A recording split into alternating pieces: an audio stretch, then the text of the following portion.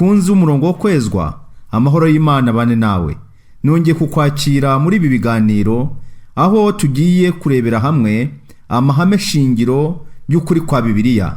Tukaba tuzagira ibyigisho bikurikiranye bizajya bikugeraho mu bihe bitandukanye, turushaho kunguka ubumenyi bushingiye ku ijambo ry'Imana no kumenya urufatiro rwo kwizera kuzima umuntu urindiye ubwami bw'Imana agomba kuba afite. Reka nkwibutse ko muri iki kiganiro uri kumwe na Kayishema Joel. Dusenge. Mana yacu muremyi, turi imbere yawe muri umwanya tugushimira ko wongeye kuduha amahirwe atangaje yo kuba tugiye gutangira amahame shingiro yo kwizera, twiga ijambo ryawe uhereye mu itangiro kugeza mu byahishuwe.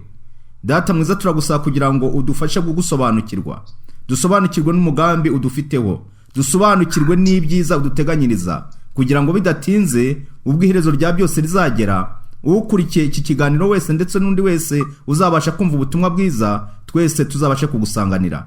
Amahoro yawe n'imigisha ibanira buri wese mu izina rya Yesu, amen.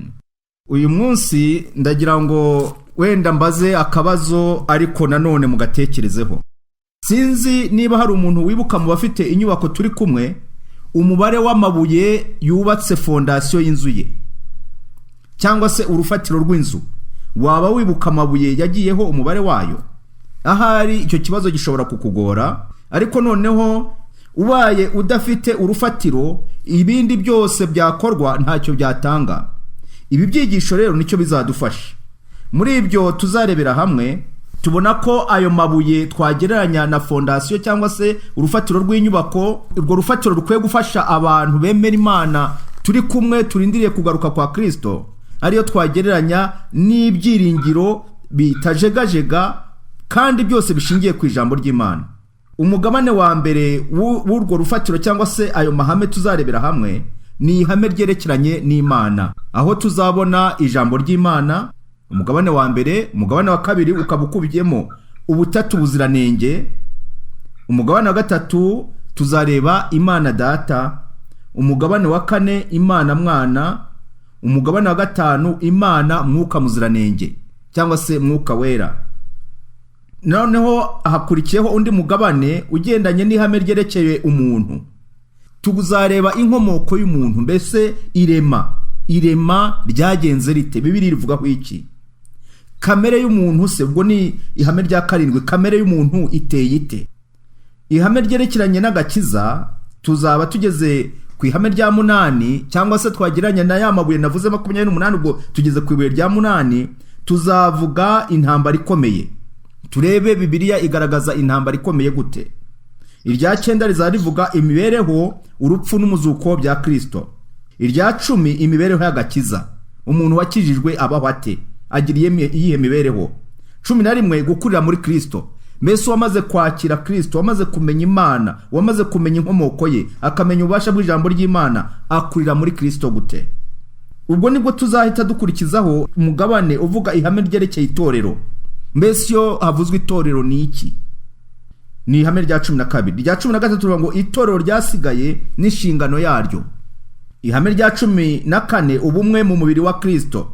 Mbese abamaze kugera mu itorero ry'Imana, abamaze kumenya ukuri kw'ijambo ry'Imana, bakwiye kubamo ibice cyangwa se bagahangana bakaryana. Ni gute abantu babumbirwa muri Kristo kandi bakabumwe? Ubumwe mu mubiri wa Kristo. Ihame rya 15 rizarivuga umubatizo. Mbese umuntu urindiriye ubwami bw'Imana, urindiriye ihindukira rya Kristo, Bibiliya ivuga ko agomba kubatizwa ate? Uwuhe mubatizo? 16 tuzarebera hamwe ifunguro ryera. Mbese birakwiye ko abantu bajya ku meza y'umwami cyangwa se ifunguro ryera? Ihame rya 17 rizaba rivuga ngo impano za Mwuka n'imirimo y'ubugabura. Ihame rya 18 rizarivuga ngo impano y'ubuhanuzi. Mbese ko isi igenda igira abahanuzi batandukanye, abahanuzi Bibiliya ibavugaho iki, igaragaza ubuhanuzi gute? Ihame rya 19 mu mugabane uvuga ihame ryerekeye imibereho ya Gikristo, tuzareba amategeko y'Imana. Mbese ni ngombwa cyangwa yavuyeho? Tuzabireba muri ihame rya 19. Ihame rya 20 tuzareba isabato. Isabato ni iki? Mbese isabato ni ngombwa cyangwa se isabato yarangiranye n'abayuda n'igihe cyo kuza kwa Kristo? Ihame rya 21 tuzabona ubusonga bwa gikristo. Havuzwe ibusonga ni iki? Ihame rya 22 rizarivuga imyitwarire ya gikristo. 23 rizarivuga ubukwe n'umuryango. Muri iki gihe ngira ngo ihame nta muntu utazarigira amatsiko, kuko turiho mu gihe ubukwe buragenda buhindura isura. Kuko ngubu harabaho ubukwe bw'umugabo ku mugabo, ubukwe bw'umugore ku mugore, ndetse n'ubukwe bw'abantu n'inyamaswa. Mbese Bibiliya igaragaza ko ubukwe n'umuryango bikwiye kumera gute, ubukwe bwakorwa bite kugira ngo n'umuryango uzabeho. Tuzagera ku mugabane uheruka ukubiyemo ibihe biheruka. Ihame rya 24 muri icyo gikaza bavuga ngo umurimo wa Kristo akorera mu buturo bwera bwo mu ijuru. Tuzi ko Kristo yazutse ku mugaragaro, ibyo birazwi, akazamuka akajya mu ijuru, abigishwa be babireba, Bibiliya irabigaragaza. None mu ijuru amaze kuzuka akora iki? Rya 25 tuzarebera hamwe kugaruka kwa Kristo. Mbese Kristo azagaruka cyangwa ntazagaruka? Kuko muri iki gihe nabwo hariho inyigisho zitandukanye. Hari abavuga ko yamaze kuza, abandi bakavuga ko azagaruka. Mbese Bibiliya ibigaragaza ite? 26 tuzarebera hamwe urupfu n'umuzuko. Mbese ko tubona abantu bapfa buri munsi dushyingura, mbese birangiriye aho dutandukanye nabo byiteka, cyangwa se bazazuka? Cyangwa se nanone mbese baba bazukira mu nka, ko hariho ababivuga batyo, umuntu wawe akabazukira mu ihene, mu itungo runaka? Ubwo tuzareba Bibiliya igaragaza ite iby'umuzuko. Ihame rya 27 tuzarebera hamwe imyaka 1000 n'iherezo ry'icyaha. Muri Bibiliya hagaragaramo imyaka 1000. Mbese iyo myaka 1000 yaratangiye? Niba yaratangiye izarangira ryari? Cyangwa se ntiratangira? Tuzabirebera hamwe. Ihame rya nyuma tuzasorezaho ni ihame rya 28 rivuga ngo isi nshya. Nshuti rero muvandimwe turi kumwe, ibi byigisho tuzigira hamwe ni ibyigisho byimbitse cyane ariko byiza nanone, bituma umuntu amenya, asobanukirwa n'ibyiringiro bye aho bifatiye, urufatiro rwabyo aho bishingiye. Ukaba wavuga uti rero burya nubwo ndi umuntu usenga, ariko burya nahuzagurikaga, sinari nzi neza umurongo ngomba kugenderamo. Ibyanditswe byera mu ihame rya mbere turebera hamwe rivuga ijambo ry'Imana. Dukwiye kumenya ko ibyanditswe byera biziranenge, isezerano rya kera n'irishya, ni ijambo ry'Imana ryanditswe kandi ryahumetswe n'imbaraga mvajuru. Ntabwo ari ibitekerezo by'abantu, oya, binyujijwe mu bantu batunganye b'Imana, bavuze kandi bakandika bayobowe na Mwuka Muziranenge. Muri iryo jambo Imana yahaye umuntu ubumenyi buhagije ku byerekeranye n'agakiza. Ni ukuvuga ngo umuntu ukeneye agakiza wese, ukeneye kunga ubumwe n'Imana, ukeneye kwitandukanya n'ikibi n'igisa nacyo, afite amahirwe yuko iri jambo ry'Imana ribasha kumuyobora muri uru rugendo. Nta muntu n'umwe wajya mu isiganwa adafite map cyangwa se ikarite agenderaho. Niko Bibiliya ifasha abantu. Ijambo ry'Imana rigomba gufasha umuntu kugira ngo amenye urugendo arimo n'inzira arimo, amenye aho ageze, amenye n'icyerekezo ari kuganamo icyo ari cyo. Ibyanditswe biziranenge ni ihishurwa ritagira inenge ry'ubushake bw'Imana. Ni urugero mbonera rw'imico, igipimo cy'imibereho, umuhishuzi ukomeye w'amahame n'inyandiko yo kwizerwa yerekana ibikorwa by'Imana mu bihe byose by'amateka. Bibiliya nta kintu na kimwe yigeze isiga inyuma, ahubwo tubonamo ipica yagutse cyane itwereka ibintu byo mu bihe bitandukanye byabayeho mu mateka y'isi. Niyo mpamvu iyo turebeye hamwe amagambo aboneka muri Zaburi y'119 umurongo w'105, hari amagambo atubwira icyo Bibiliya ari cyo. Umunyazaburi yaravuze ati muri iyi ndirimbo, mujye mwibuka ko Zaburi ari urwunge rw'indirimbo zakoreshwaga mu guhimbaza Imana mu Bisiraheli. Niyo mpamvu tuvuga Zaburi ya mbere, Zaburi ya kabiri, Zaburi ya gatatu, gutyo. Noneho Zaburi y'119 mu murongo w'105 w'iyi Zaburi haravuga ngo ijambo ryawe ni itabaza ry'ibirenge byanjye, ni umucyo umurikira inzira yanjye. Ijambo ry'Imana, uyu muhimbyi w'iyi Zaburi yagaragaje yuko ari itabaza twavuga ko ari itara. Ni rwo rumuri rumurikira ibirenge by'umuntu, intambwe z'umuntu, imigendereye yose. Iyo ijambo ry'Imana ryamurikiye intekerezo zawe, rikamurikira imigendere yawe, rikamurikira imigambi yawe, ubuhiriwe. Igihe cyose ibyo ukoze ubikoze wirengagije ijambo ry'Imana, uba uri mu kaga ko kuba ubarirwa mu bantu bari mu mwijima. umuntu uri mu mwijima sinzi ko yawishimira. Njya mbona rimwe na rimwe tugize ibibazo umuriro ukabura, usanga umuntu wese ari gukabakaba hirya no hino yibaza uko arabigenza. Ndetse n'abafite ubushobozi usanga hari ubwo bateganyije generator cyangwa se moteri igomba kwaka kugira ngo byanze bikunze urumuri rukomeze ruboneke. Bibiliya rero nayo ni umucyo, ni urumuri rumurikira intambwe zacu. Ntabwo ari muri Zaburi yonyine tubasha kubona amagambo nk'ayo ngayo atwereka akamaro k'ijambo ry'Imana. Ahubwo umugaragu w'Imana Pawulo mu rwandiko yandikiye Timoteyo mu gihe yamuhuguraga amufasha mu byerekeranye n'ijambo ry'Imana, hari amagambo yamubwiye tubona mu rwandiko rwa 2 rwandikiwe Timoteyo, aho ni mu Isezerano Rishya mu gice cya 3 umurongo wa 16. Yaramubwiye ati, nyamara amagambo yaragenewe abizera bose, niyo mpamvu yakomeje kuba uruhererekane n'uyu munsi wa none natwe akaba kidukomeza. Ibyanditswe byera byose byahumetswe n'Imana kandi bigira umumaro wo kwigisha umuntu no kumwemeza ibyaha bye no kumutunganya no kumuhanira gukiranuka. Bumve, ibyanditswe byera byose ngo byahumetswe n'iki? N'Imana.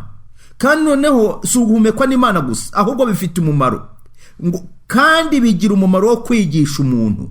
Niba hariho umuntu waba afite ubwenge, waba afite ubumenyi, hahirwa umuntu wigira mu ijambo ry'Imana, wigishwa n'Imana.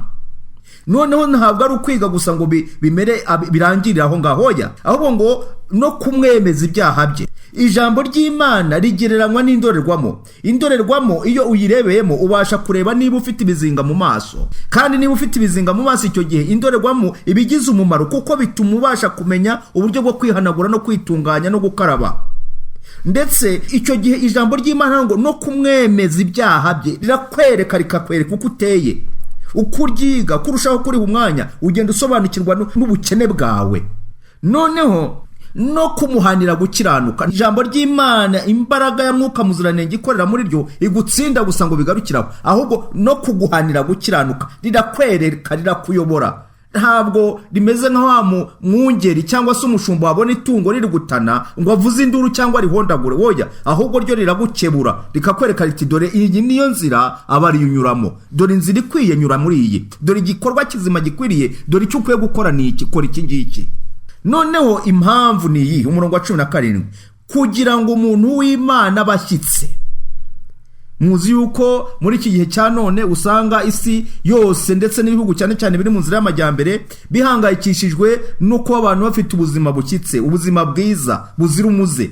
Ariko ntabwo ari no muri bihugu gusa, ahubwo no mu bihugu byatembera icyo kibazo kirahari.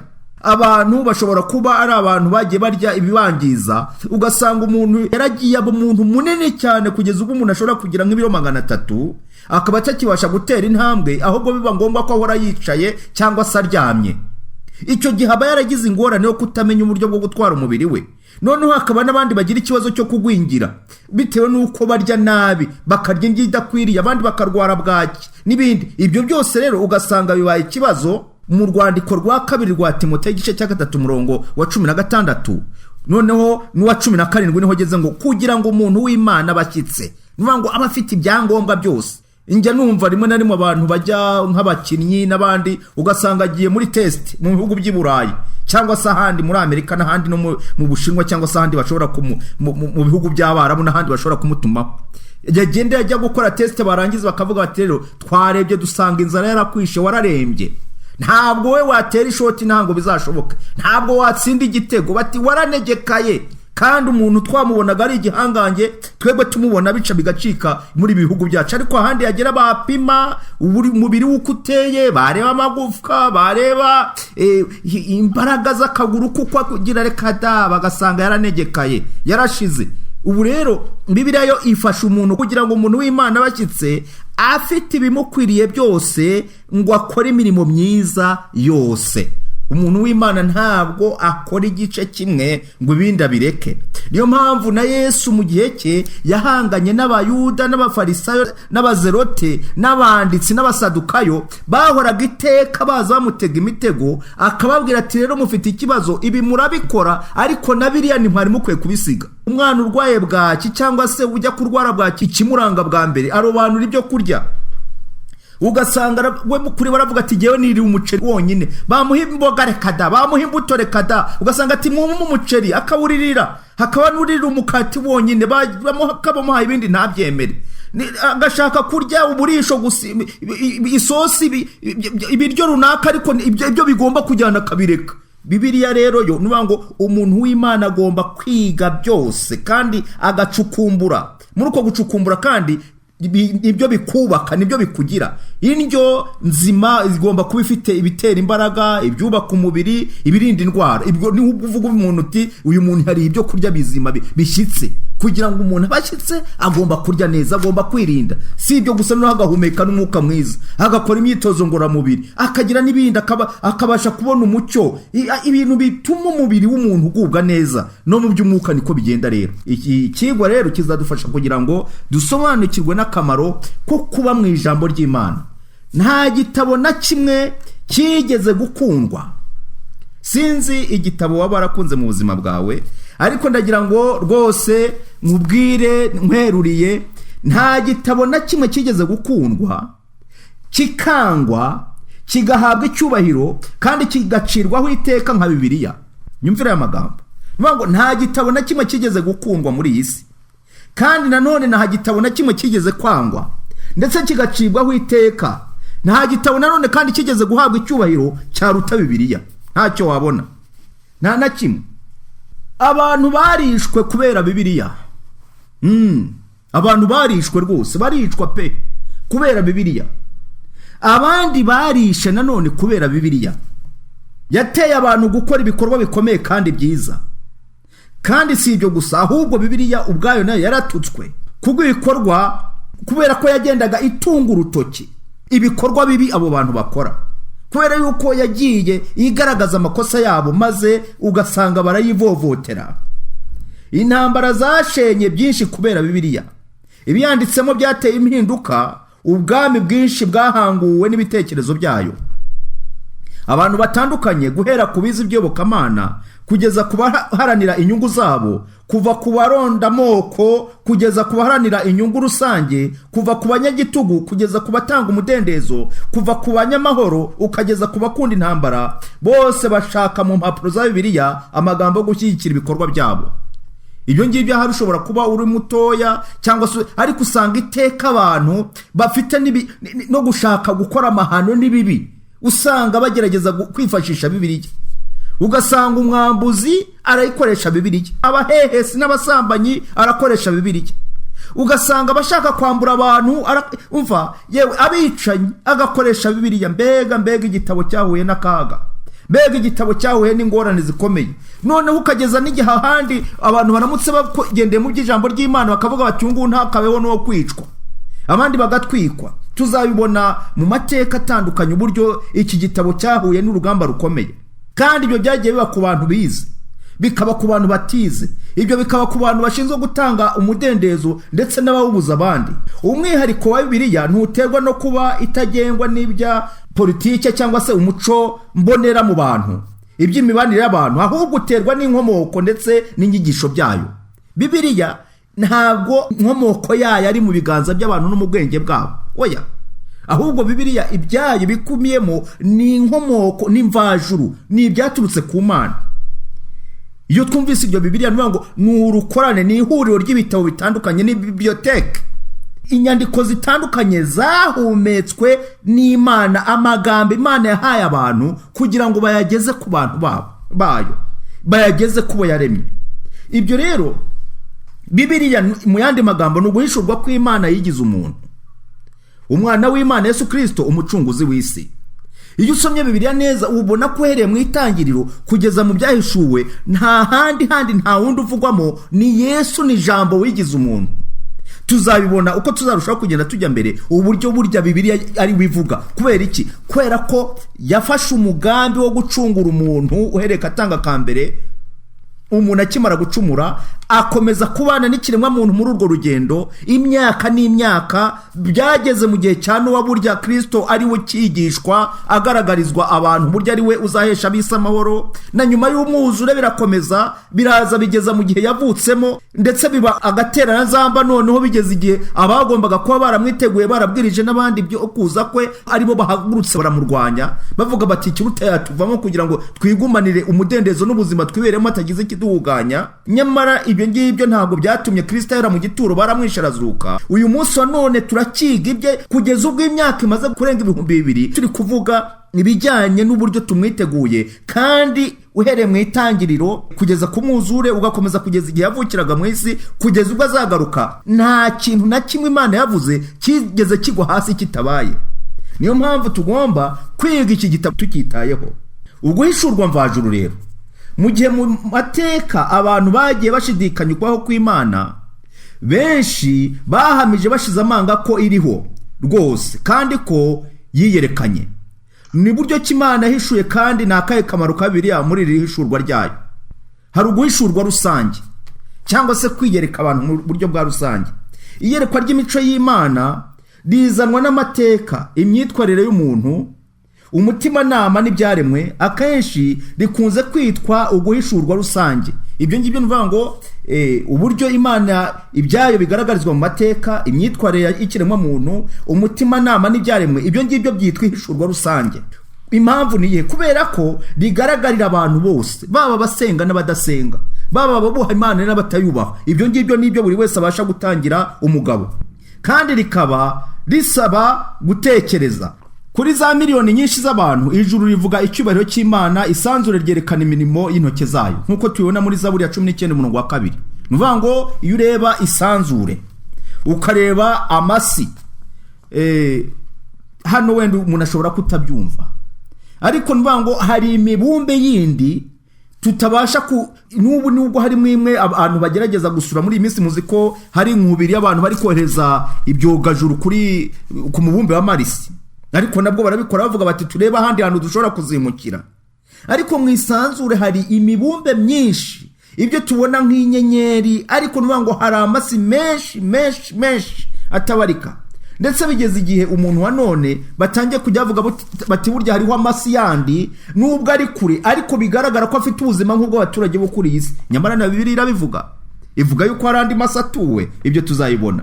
Ibyo rero byose bigaragaza ubuhangange bw'Imana, bikagaragaza ko hari uwahishuye iby'iri jambo waryandikishije uri hejuru yacu, urenze ibyo dutekereza. Izuba, imvura, imisozi n'inzuzi byose byerekana ukubaho k'Umuremyi wuje urukundo. Nta muntu n'umwe wavuga ati jyewe ndategetse ngo izuba nirizime, nirirengese, reka da. Ahubwo ni gahunda Imana yashyizeho. Ikintu cyose kiri mu mwanya wacyo. Ngira ngo mwumvise ibijyanye abakurikira nk'amakuru cyane bavuga bati hari ikiwe kigiye guca hafi y'isi, ariko ugasanga abantu bavuga bati iki kiwe nubwo kigiye guca hafi y'isi cyatambutse muri iyi minsi, ariko kivuga ngo gifite umuvuduko utangaje mwinshi cyane, ariko nanone gifite umurongo wacyo kizagenderamo ku buryo kizongera gukora returu kikagaruka mu 2050. None ukabona si ibyo gusa, ahubwo n'iyi si turiho nayo ubwayo irikaraga kandi ku muvuduko wo hejuru, ibigenda izenguruka cyane, ndetse cyane ku buryo sinzi uburyo nabikugereranyiza. Ariko nuvuga ngo twebwe tuba turi kuri iyi si tugenda, abahinga bahinga, abaryamye bararyamye. Twabigeranya n'iki? Ni nkuko umuntu yaba aryamye ari mu ndege iri mu kirere, wabonye umuvuduko bifite, abandi bakaba baganira bakora n'inama, indege iri kugenda. Iyi si nuko iteye. Ariko nuvuga ngo gahunda Imana yashyizeho umuvuduko, yayishyizeho uko imeze, ntabwo byigera bihugana. Nibiramuka bigize n'ikibaho byaba biturutse ku kiremwa muntu, kuko birivuga ngo isi irimbuwe iziza abaturage bayo. Abantu ko bitwaye birengagije ijambo ry'Imana, bagiye hirya y'ubushake bw'Imana, bakaba aribo bagira ingorane zo kwangiza iyi si. Izuba, imvura, imisozi n'inzuzi byose byerekana ukubaho k'Umuremyi wuje urukundo. Uzi kubona amazi y'urubogobogo ari kugenda atemba amanuka neza, uzi kubona amasoko adudubiza, ukajya ubona ayo mazi agenda azamuka, biba ari ibirori, biba binejeje. Ibyo byose no kumva urusobe rw'ibinyabuzima, inyoni ziririmba ziri mu biti byazo, kubona inyamaswa mu maparike, uburyo zigabamwo amatsinda y'imitwe, uburyo zishoka zijya gushaka icyo kunywa, ndetse nuko zibaho. Ibyo byose iyo ubirebye ubyitegereje ubona urukundo rw'Imana.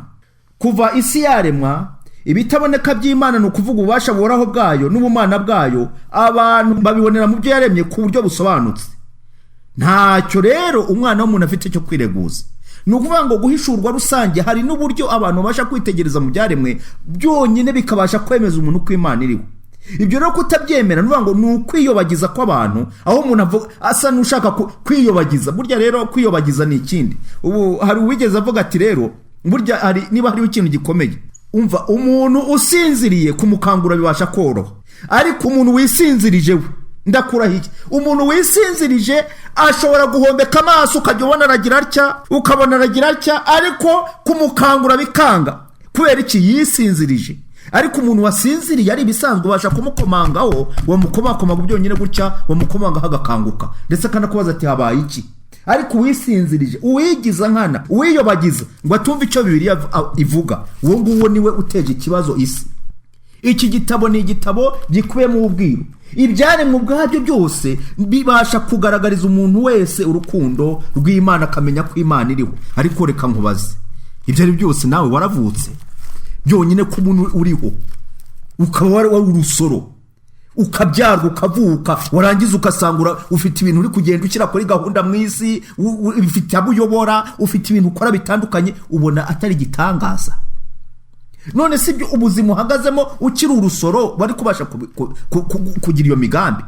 Uko wagiye ukura sebyo, ugasanga ejo bundi warakana kirukanka muri garidiyene, ubundi se mu mashuri abanza, ejo bundi uragenda ujya kubona uratumbagiye ugeze kaminuza, maze Imana iguhemegesha urushiseho, uragenda urazamuka rwose. Harimo abafite amalisansi, abafite za doctora, hari n'abaprofeseri. Nawe tekereza ibyo bintu uko wabigizeho. None se ubu ngubu wibwira yuko hatari abavukiye umunsi umwe nawe bapfuye batarafata n'ibere byibuza n'icyumweru? None se ntabo mwavukiye rimwe ubu ngubu babaye birima ubona bishwe n'inzoga, abandi n'amatabi, abandi bagiye biroha mu ngeso zitandukanye, ugasanga kuba ariho ni imburamumaro, ni ikibazo ku isi, kuri sosiyete. Hano rero nuvuga ngo umuntu wirengagiza udashaka kubonera Imana mu byaremwe, nabyo rimwe na rimwe ni ugusa naho umuntu ahumiriza, kandi mu by'ukuri ibimwereka Imana bihari.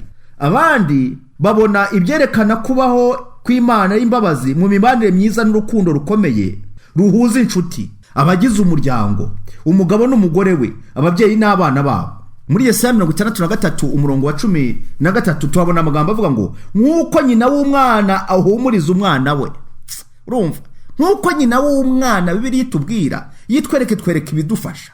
Ntabwo twavuga wa mubyeyi usigaye ubyara umwana ukumva ngo yamutaye muri ruhurura, yamutaye ku nzira, yabonye umwana inda baranya amezi 9 yarangiza ngo umwana yamuhotoye. Oya, wamaze kumenya Imana, uzi agaciro ko kubaho, akunda nabo yaremye, akunda n'ibibondo. Nk'uko nyina w'umwana ahumuriza umwana we, niko nzabahumuriza. Amen. Imana yiteguye guhumuriza abo yaremye. Nk'uko ababyeyi bazima bagombye kujya bahumuriza abana babo. Mbese wa mubyeyi we ujya ugira umwanya wo guhumuriza abo wabyaye, cyangwa ubajugunya hari ukavuga uti muzirwaneho muzirwarize?